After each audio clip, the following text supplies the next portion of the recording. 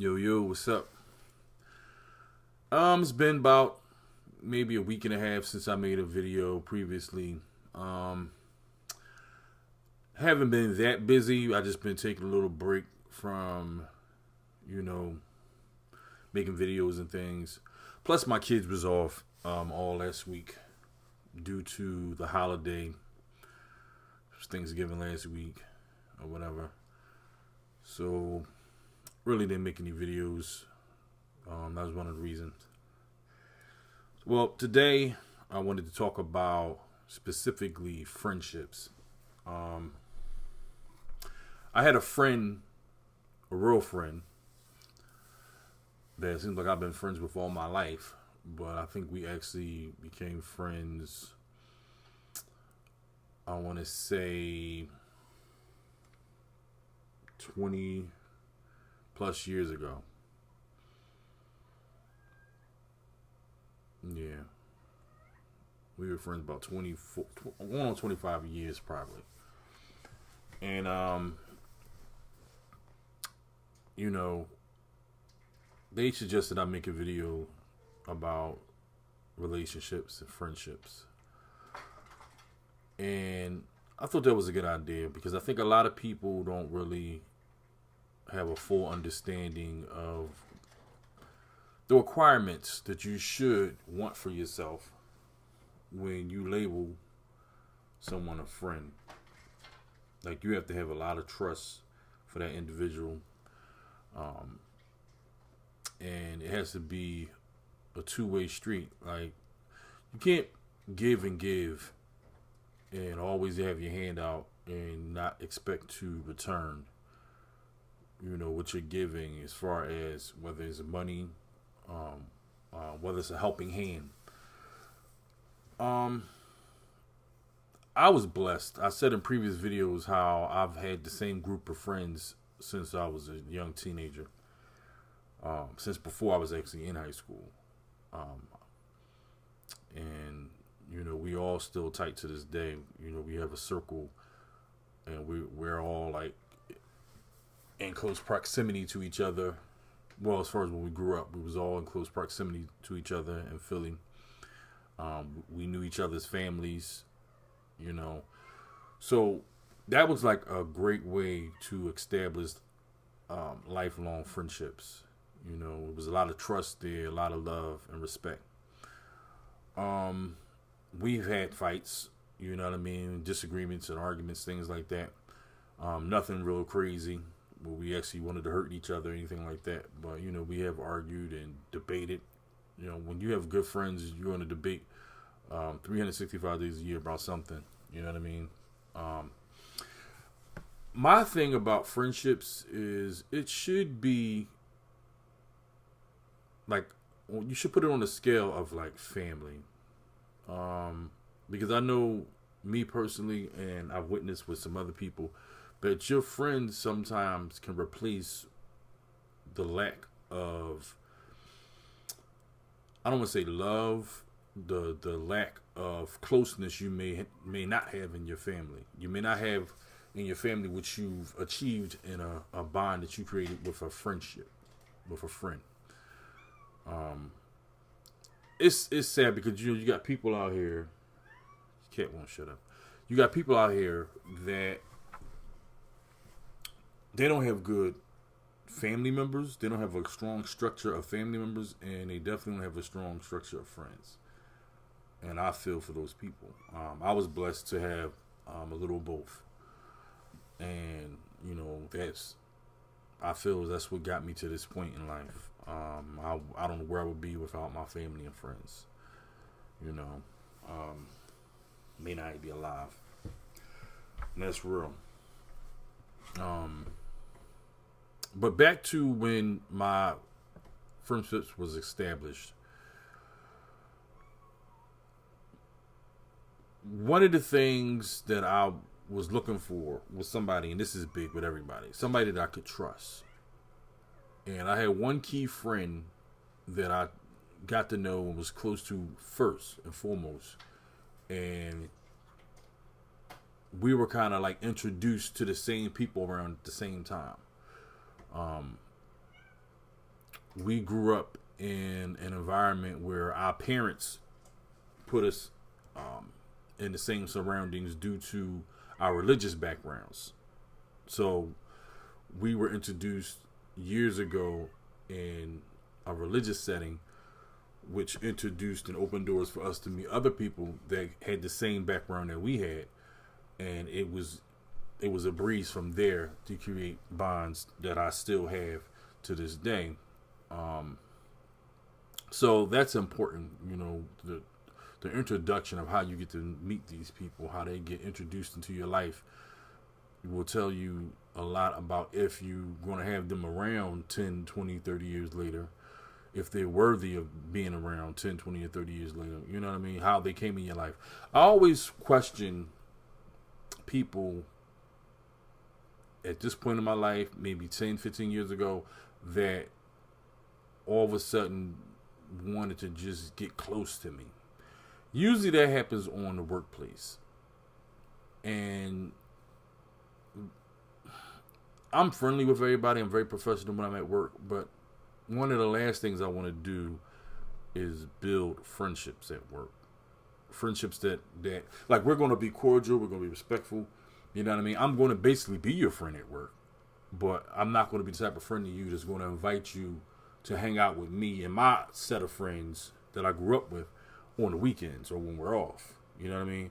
I don't really want to come to your birthday party or your whatever something function you're having over the weekend. You know what I mean? I don't want any parts of that.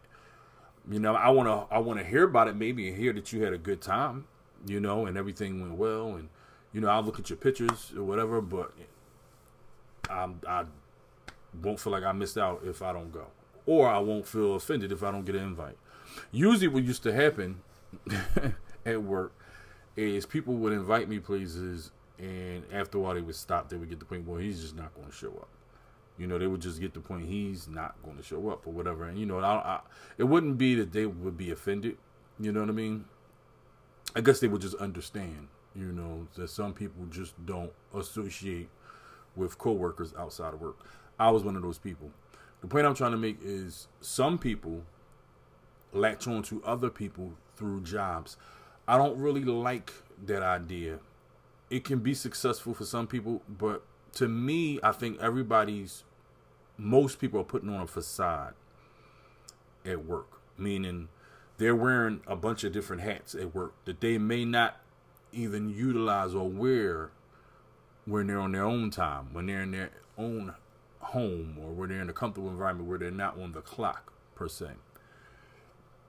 Some people are totally different people when they're in their own environment, aka outside of work, off the clock. So somebody that you would normally get along with during work hours, you may hate them or can't stand them in another setting where you're all not on the clock. I mean, I've seen this as possible. And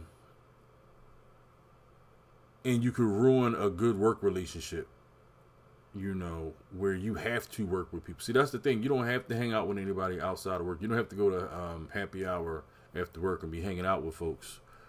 You don't have to do that to earn a living. But what you do have to do is show up every morning, evening, or night, whenever your shift or, your work schedule is. You do have to show up and be there and perform professionally on a daily basis. That you do have to do.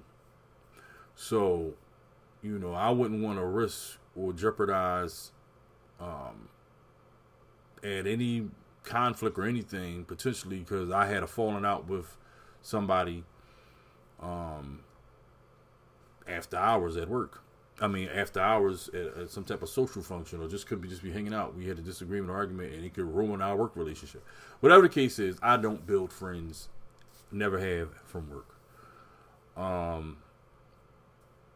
To each his own. Some people probably have. Some people probably met their marriage mates at work. Back to how I established most of my friends. Like I said, I grew up with them. We was introduced in a religious setting. and it was a very positive beginning for us. We always had some of the same values and principles. You know, none of us was interested in selling drugs. None of us was interested in stealing or hurting people, robbing people. Yeah, we might have played pranks and went in the gas station store and filled up the little 7-Eleven 32-ounce cup, drunk that, and then set it back down, ran out. You know what I mean? Or we might have stole a couple hot dogs at the gas station. I mean, we did that before. That was hilarious. But we were good kids. You know what I mean? We didn't get into no serious trouble together. Nothing, you know, where we was getting hunted down by the law. And, you know, our parents was getting us, bailing us out of jail. And, you know, our parents trying to separate us and keep us away from each other. Like, our parents approved of us all being around each other. So, you know, that was a blessing. What I'm going to say about today's generation is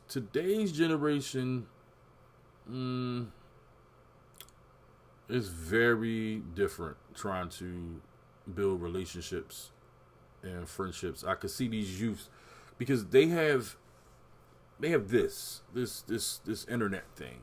They have these smartphones. They have these gadgets and gadgets where everything is based off of that. Meaning, we don't even have to have too much dialogue face to face to determine if we're cool or we like each other or we're friends. You know what I mean? Case in point, I don't even think people today in today's generation know how to socialize with each other too much. I think a lot of times when they do get together, everybody's in their phone. Everybody is, you know, their smartphone is occupying all their time.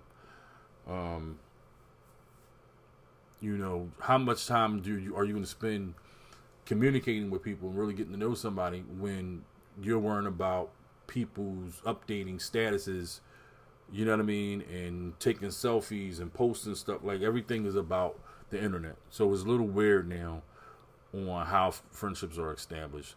Me and my friends, we had sports in common. We all loved basketball, football, baseball, not necessarily in that order.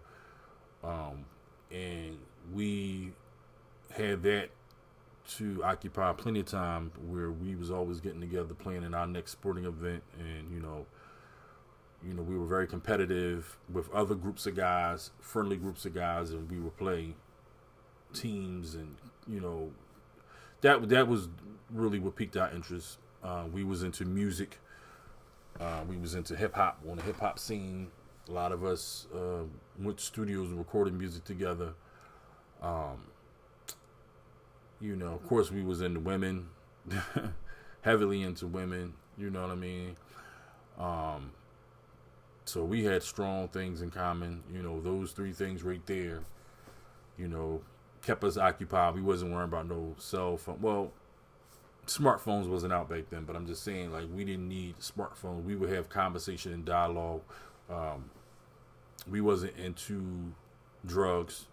Like, we didn't need alcohol or weed to make us have a good time. We could just sit around, laugh and joke with each other, and you know, be blessed to be in each other's company and be thankful for that. You know, today, like I said, I remember actually a friend of mine's daughter had a function about a year ago, and my daughter attended the function. It was like an overnight type of thing, sleepover type of thing. And it got back to me that my own daughter was one of the ones that was kind of being distant from the other groups of girls. But they all probably did this. But this is the report I got personally on my own daughter. My daughter was kind of distant, and she was all into her phone.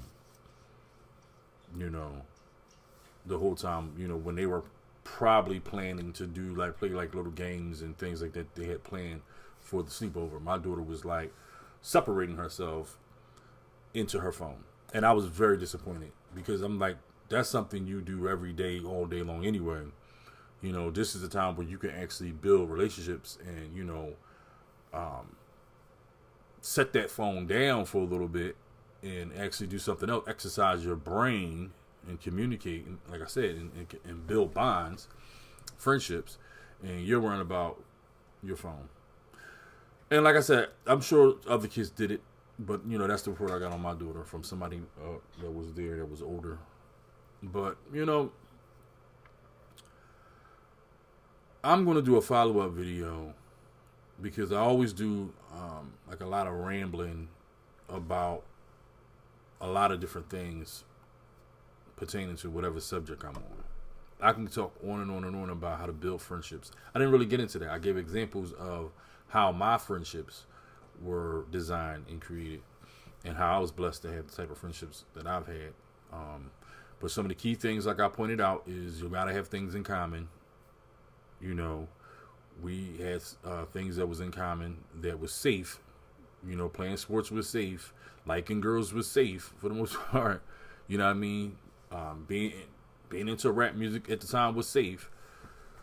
So we wasn't hurting anybody. So we was in our own worlds doing all those things. So, you know, you got to have common goals and bonds and things in common. One thing you can't do is try to force the issue to try to be friends with somebody just because you think they're popular and you think they might be a good fit for your life. They may not be a good fit for your life. You may not have anything in common because you think this person dressed nice or they're, you know, everybody likes them. So I'm going to try to hang on to their coattail and be accepted in their circle. That may not work for you. You know what I mean? You may feel as though you really don't want to be a part of that circle. You may not fit in. Whatever the case may be, I'm going to do a follow-up video. This video has gotten to be about going on 17 minutes now. But, yeah, I was blessed. That's the overall point. And I still have the same friendships that I've had when I was a teenager and even before I was a teen was when it first started. And if you are a young person looking at this video, there is hope to build strong bonds. I know a lot of young kids I hear talking could be shiesty, and everybody's like real selfish nowadays. Everybody about self. But there are ways to build bonds, you know, and if you want to have a lifelong friend from the time that you're a youth, that you're young, into an adult, it is possible. I'm going to do a follow-up video and go more into that. Also, for older people that feel as though they lost a lot of friends for whatever reasons and they would like to, you know, acquire some new friends, I'll give tips. If you don't already have ideas of what to do and don't, I'll give some tips on what you should look for. I did say getting friends at the workplace. I don't think, me personally, for myself is a good idea, but for some people that has worked. There's different ways. Maybe your religious place of worship could be a good idea. There's different ways. People latch on to their neighbors sometime. That might be a good one because you actually can see their coming and goings a lot more often. You can see what they into, who's around them, who they got going up and down their house, what type of traffic they got going inside their house. So that may be a good way to, you know, find a good strong bond in a friendship. But anyway, my next video is going to be the values of friendships and what to look for, the do's and don'ts. If you like these videos, press like. Thank you for watching. Peace.